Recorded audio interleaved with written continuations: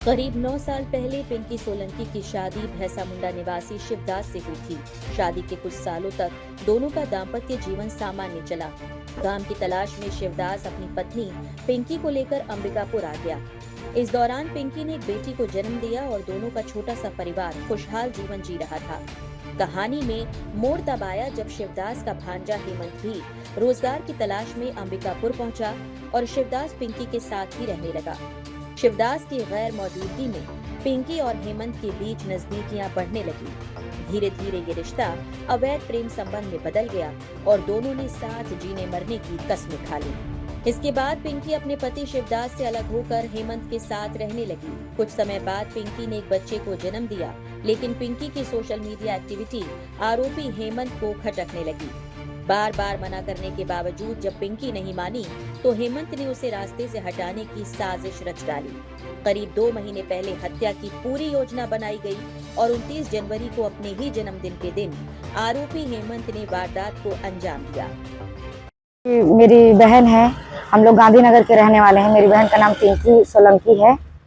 तो वो एक लड़के के साथ 5 साल तक रिलेशन में थी। शादी नहीं हुआ था इन लोग का, लेकिन ये दोनों का एक बच्चा हो गया था। 5 साल तक साथ में रहने के बाद इस लड़के का एक सरिता टोपो नाम की लड़की से 1.5 साल तक इन लोग का अफेयर चला। मेरी बहन बहुत समझाई मेरे जीजा को कि ये सब मत करो या तो फिर अलग हो जाओ। मेरे दीदी को बहुत मारता पीटता था और 1-2 बार चाकू से मारने का ऐसे कोशिश भी किया था मेरे रूम के पास। तो वो लड़की मतलब अलग हो गई। मैं ये सब बताई मेरे को, तो मैं उसको बोली, समझाई कि देखिए ये सब चीज गलत चीज है, तू ये सब चक्कर में मत रह, तू उससे तलाक ले ले और अपनी बच्ची को सौंप दे और तू अच्छे से जिंदगी बिता अपना अकेले। मेरी बहन मेरा बात समझ गई। उसके बाद हम लोग थाना गए। थाना से जाके लॉटरी बस हुआ था, तो वहां से थाना से हम लोग लिखा पढ़ी दे दिए उनके घर वालों को, लड़के के घर वालों को, लड़का का और उसके बच्चे का जिम्मा दे दिए। अब लड़का चले गया। उसके बाद उन लोग बोले कि जिम्मा दोगे तो कोई भी तकलीफ नहीं होगा तुम लोग को, अच्छे से जीना खाना, वो सब कर दिया। उसके बाद ये लोग बीच बीच में बात करते थे, बट मेरे को जानकारी नहीं था। मेरी बहन मेरे से डरती थी तो मेरे को ये सब नहीं बताती थी।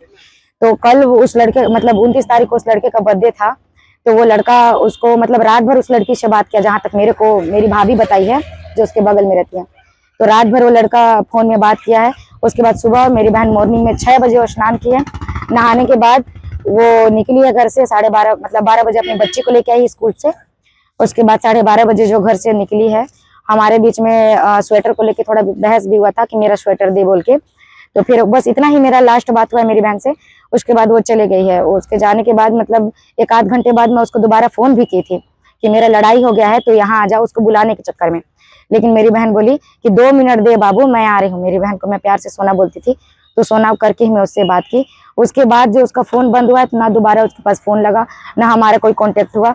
मेरे को जयनगर थाना से एक ही बार उसके बारे में पता चला है कि कोई पिंकी नाम की लड़की है, एक शव मिला है, आप आके पहचान कर लीजिए, शायद हो सकता है कि आपकी बहन का शव है वो।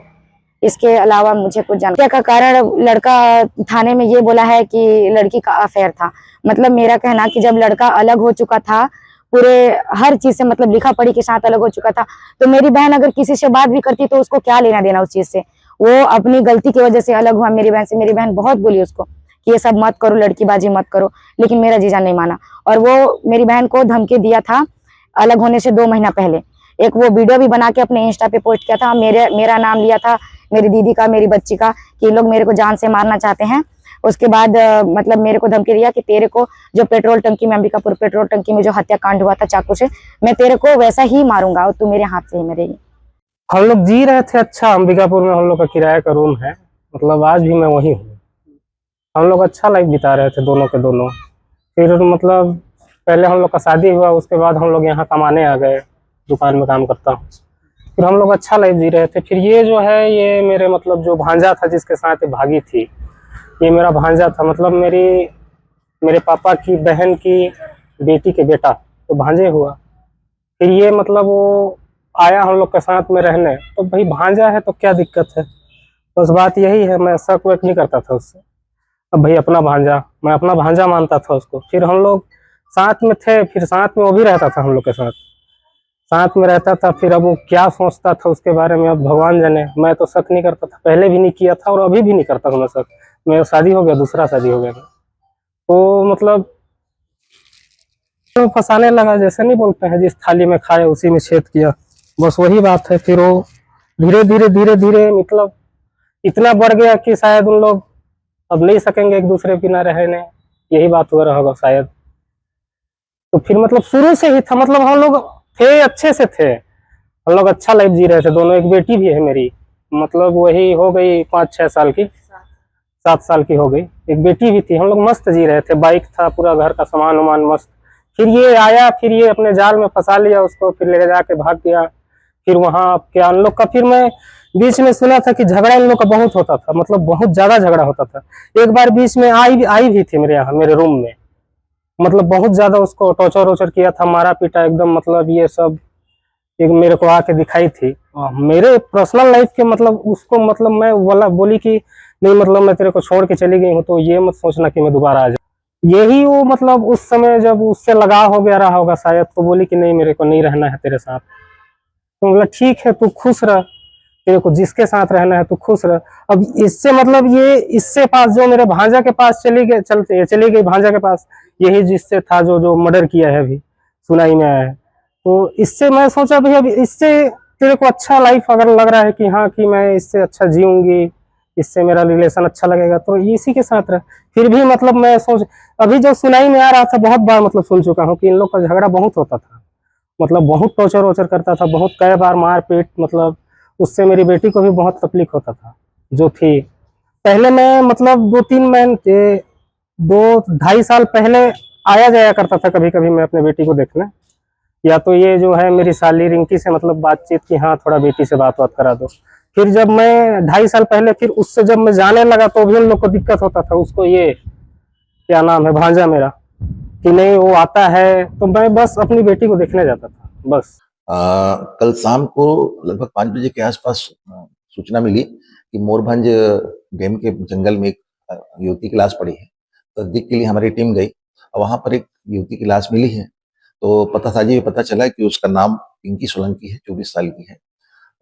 मूल रूप से गांधीनगर थाना क्षेत्र सरगुजा की निवासी है और वर्तमान में हरिहरपुर नवाडांड चंदोरा थाना क्षेत्र के में अंतर्गत रह रही थी।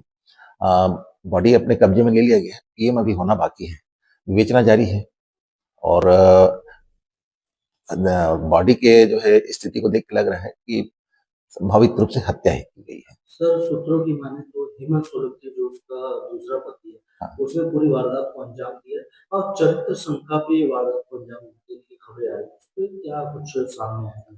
जितने भी संदिग्ध हैं उस मामले में उनसे पूछताछ की जा रही है, जल्द ही जो है मामले का निराकरण हो जाएगा। प्यार, धोखे और हत्या की ये कहानी एक बार फिर सवाल खड़े करती है। क्या रिश्तों की मर्यादा टूटते ही इंसान जुर्म की राह पर चल पड़ता है? पंजाब केसरी के लिए सोनू केदार की रिपोर्ट।